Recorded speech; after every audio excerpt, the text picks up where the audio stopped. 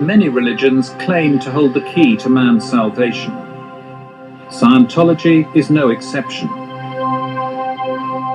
The most fundamental explanation as regards Scientology's basic beliefs is that man is basically good, and that the individual is a spiritual being, that you've lived before and you'll live again, and that your capabilities are infinite, if not yet fully realized.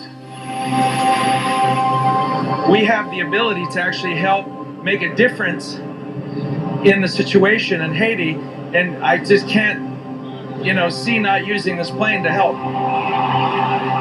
But behind the church's high celebrity profile and pious exterior lies a leadership at war with its real and perceived enemies.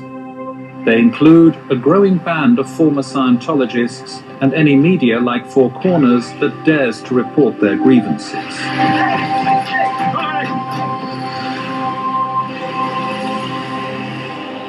That was a private investigator who's been following us all night long. In recent months, a storm has erupted around Scientology. In Australia and overseas, the church stands accused of breaking the law and destroying families. Its critics are growing in strength and numbers, openly challenging the church over how it treats its adherents and punishes them. It's a slave camp, there's no question about it, because people are definitely abused. Bound and blindfolded, women of 55 years old. I was angry. Don't get me wrong, if I could have gone up there and king hit the very individual that signed my daughter to scrubbing out a dumpster, I would have been there. Tonight on Four Corners, former members of the church who say they've suffered enough shine a light on the dark side of Scientology.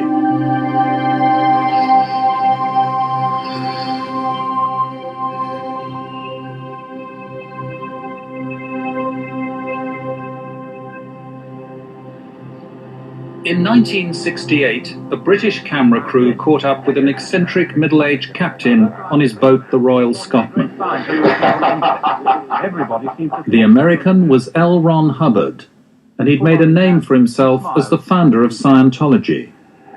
The subject name means skill, which means knowing how to know in the fullest sense of the word, ology, which is study of. So it is actually study of knowingness. That is what the word itself means. When this interview was filmed, Hubbard was in trouble with authorities around the world.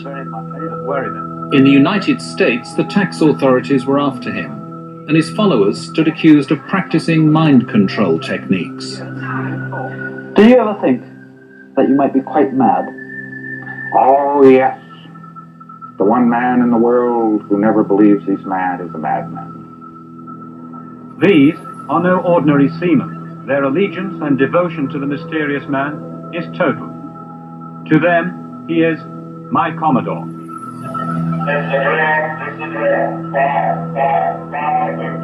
Hubbard was on the run, moving from port to port, and had surrounded himself with a core of young and loyal Scientologists. He called them the Sea Organization, or Sea Org. I was one of about 10 or 15 people who was invited, being the highest trained. Hannah Eltringham Whitfield was an early member of Sea Org, and Hubbard rewarded her loyalty by appointing her captain of 2 ships. She remembers him as a complex, contradictory figure.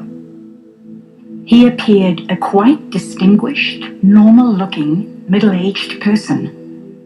Did you and your fellow adherents in the church see him as some kind of savior? Very definitely, yes.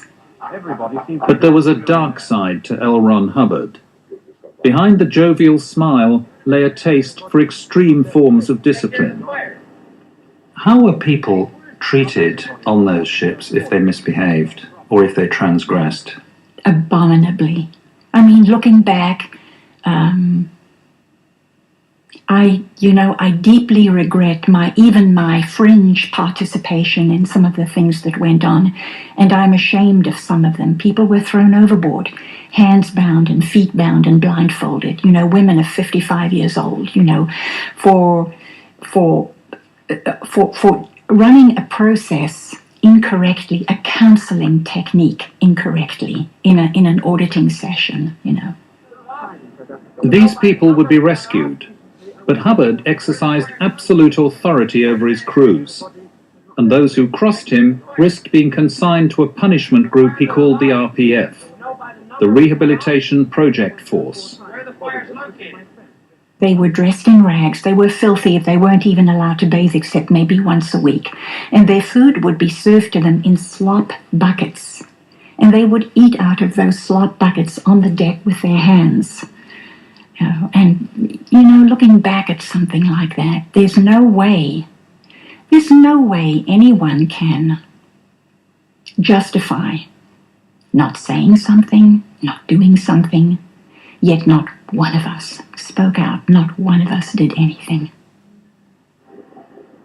Hubbard's culture of unwavering obedience and extreme discipline survived his own passing in 1986 and continues to the present day, under the leadership of his successor. In Australia, the movement Hubbard founded has had a stormy passage.